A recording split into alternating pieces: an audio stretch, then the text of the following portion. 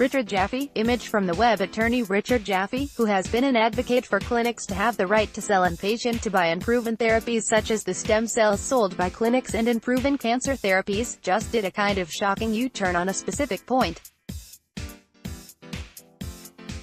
Richard Jaffe, image from the web. Jaffe and I have very different philosophical views of the unproven stem cell clinic arena, with him favoring less and me favoring much more FDA oversight. He may be most well known overall for having been the attorney for Stanislaw Brzezinski.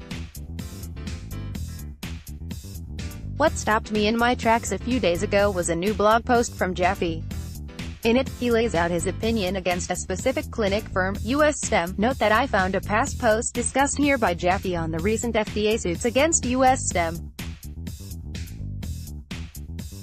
Not only that, but he also details specific, very strong steps the FDA could potentially use against the clinic. This is a truly big deal.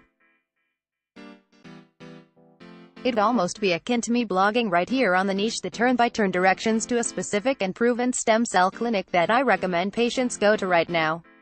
Well, maybe that'd be more of a shocker and would of course be negative rather than positive, but still, I think you get the point. His post begins, emphasis is, I am a believer and advocate that patients should have the freedom to use their own processed and expanded stem cells. That should mean that I support U.S. stem cell clinics' fight against the FDA's injunction action. But I don't. He goes on to write, I am an advocate for a patient's right to use his/her own stem cells, but that doesn't mean that a clinic which continues to cause serious harm to patients has the right to keep injuring them. This passage also really stood out. In my opinion, U.S. stem cells has done serious and irreparable harm to patients, and it needs to be stopped now, not in next few years, which seems like the FDA's current timetable. I don't often agree with the big dog, aka Paul Knopfler, but on this issue, I do. Next was a stunning section with this title, How the Florida Clinic Can Be Stopped Sooner Rather Than Later. Here Jaffe outlines things that could be done and things that could happen, including some he himself characterizes as harsh. You can go to his post to see what I mean in detail. Jaffe also argues that the patient lawsuits will not be enough. One of the stem cell luminary thought leaders, Bernie Siegel, mentioned to me his hope that the latest big malpractice case against U.S. stem cells might shut the place down. I told him I didn't think so.